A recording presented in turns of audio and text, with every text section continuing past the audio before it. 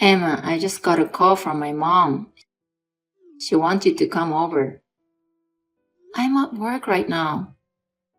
You work from home so you can go, right? Can you check on her?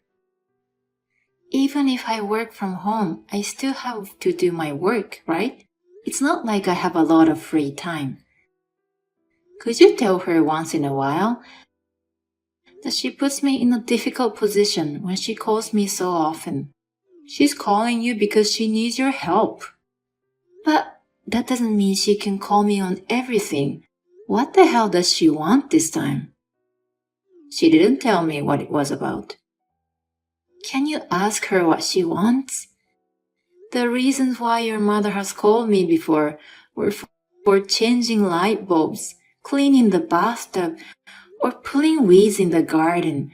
All the things I didn't have to do right away. Those are things she could have done on her own in the first place, right? She can't do it by herself. That's why she asks you for help. You know, mom's legs and back are getting weak. You say she can't do things because of her legs and back getting weak, but she goes on trips all the time, doesn't she? Don't be so sarcastic. Don't you feel sorry for my mom? I'm serious about it. If you feel sorry, why don't you help her? Well, I can't do that because I have work to do. You can help her after work, right? Her house isn't that far away. If I go there after work, Mom will be worried about me. She thinks that I'm being used by you. She said I must be tired from work and she can't ask me for help. Why don't you say no to her? You can convince her. I'm working too. Don't you think I tell her that?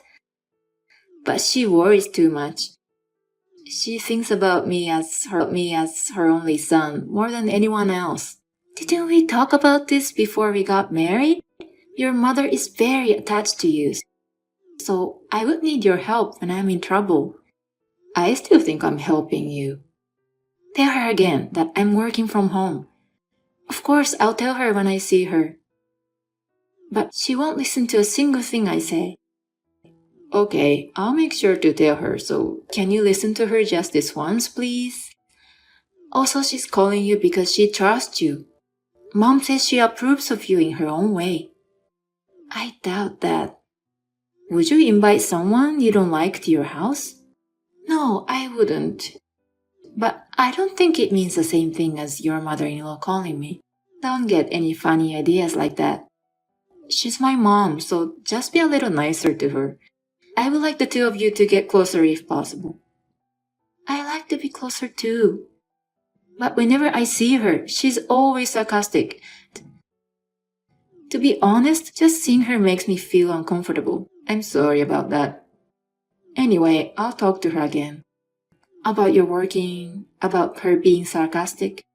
I'll ask her to contact me for help as much as possible. Okay. Thank you. So, please take care of her favor this time, okay? I'll let Mom know you're on the way. Hey, I'm sorry to bother you, but can you come over to my parents' house now? What? Why? You know, tomorrow we're having a family gathering for the memorial service, right? We are cleaning the house, but we can't finish. I know. That's why you went to your parents' house today, right? That's why I came here, but we can't finish it. Please give me a hand, will you? Are you serious? I have a broken bone. And it's your mother-in-law who made me like this. She apologized for that. And she didn't do it on purpose. It seemed intentional to me. I was up on the stepladder cleaning the warehouse. Why would she bump into me? She said she got dizzy. I think it's terrible that you talk like that. I have a cast on one arm. And you still want me to help you clean up? You can use your other hand, right? Mom says you can do it with one hand. She says she used to carry me around as a baby and do the housework. You judge everything by your mother-in-law's standards. She's a professional housekeeper, so I'm sure she's right. Anyway, please come over. We're the head family, and I'm the eldest and only son. You need to help me with this. I don't know what the relatives will say at the memorial service tomorrow.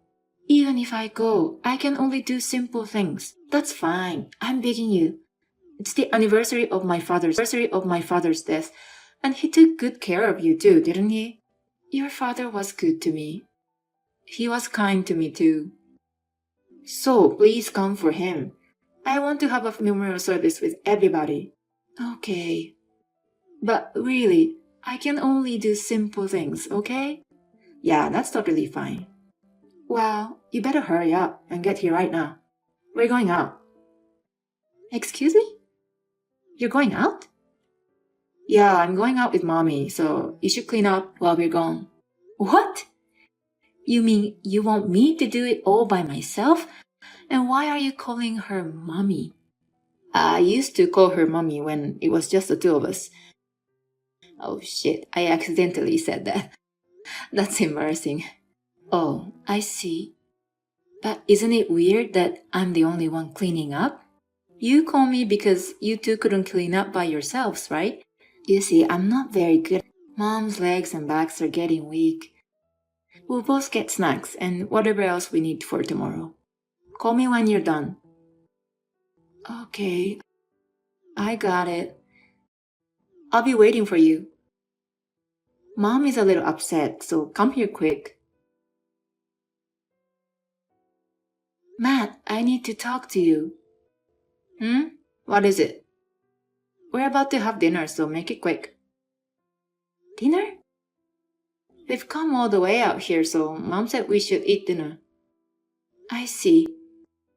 So you two are having fun while you made me clean up? Don't talk like that. We're just having dinner while shopping. I was just thinking, you're more sarcastic than Mom, aren't you? You shouldn't do anything you don't want done to you. I see. That's right. You should grow up. So how's it going over there? Did you finish cleaning? I'm not done yet.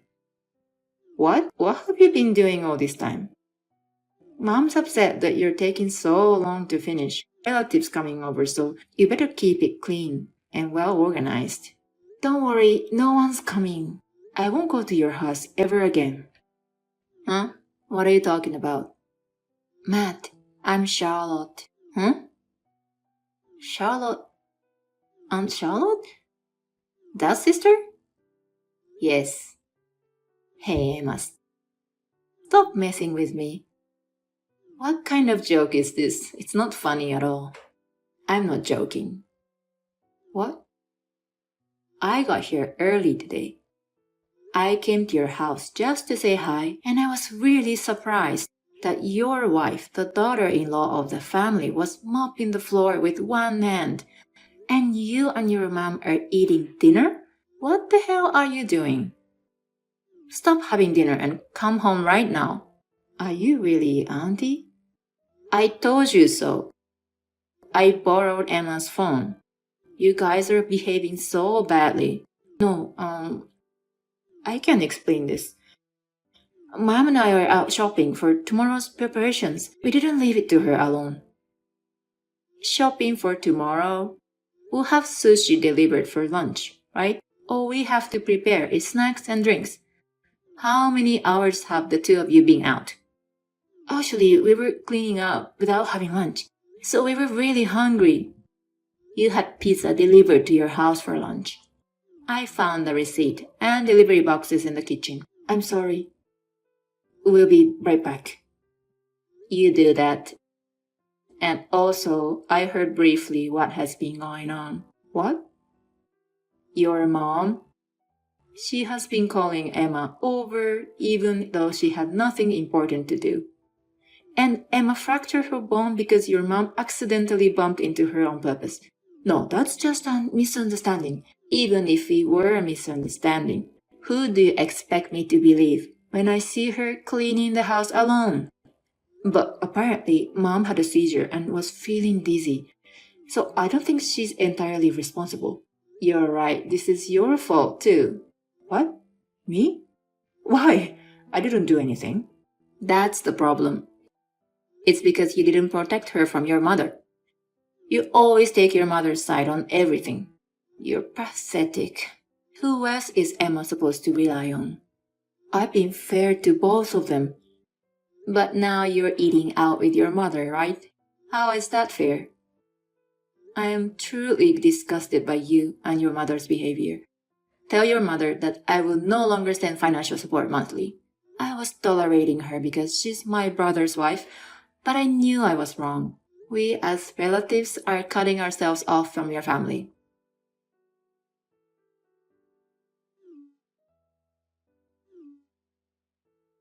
Emma, please pick up the phone.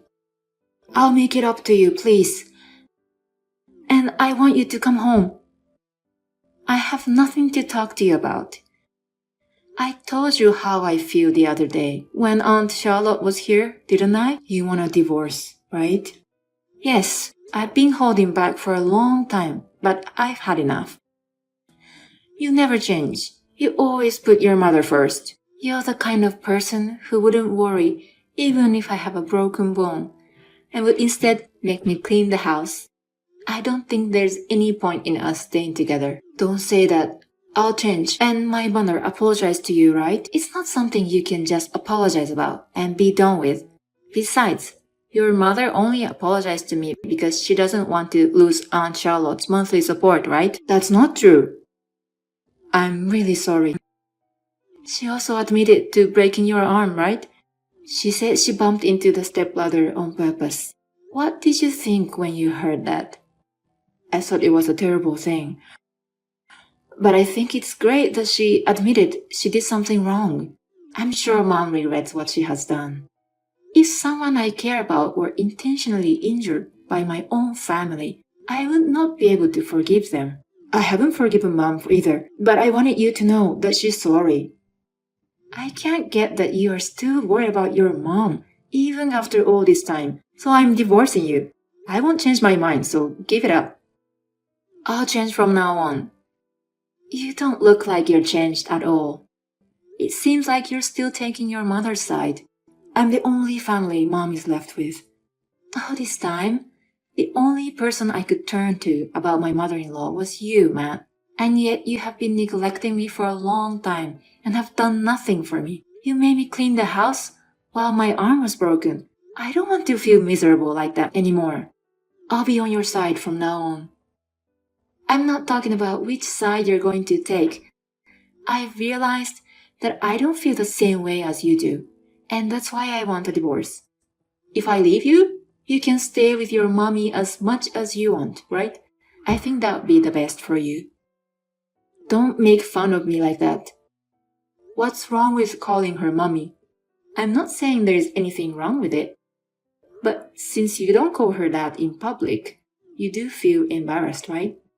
I'm a grown-up, so I just call her differently depending on the situation. But that's not what I wanted to talk about. Emma, please. I don't want to leave you. So I want you to reconsider about divorce. I just don't get why you don't want to get a divorce. I've been thinking about it all along. I don't want to divorce you because I love you. I was hoping that was true, just for a little bit. But I asked Charlotte to take a look at your mother-in-law's cell phone, what kind of conversations you have been having with your mother. Oh, you have been telling your mother about me like you hated me, haven't you? Emma was saying bad stuff about you again. Emma doesn't do anything for me at home, so Mom, you have to train her. They were all such lousy exchanges. No, I was just going along with my mom. I did not mean any of it. You know what?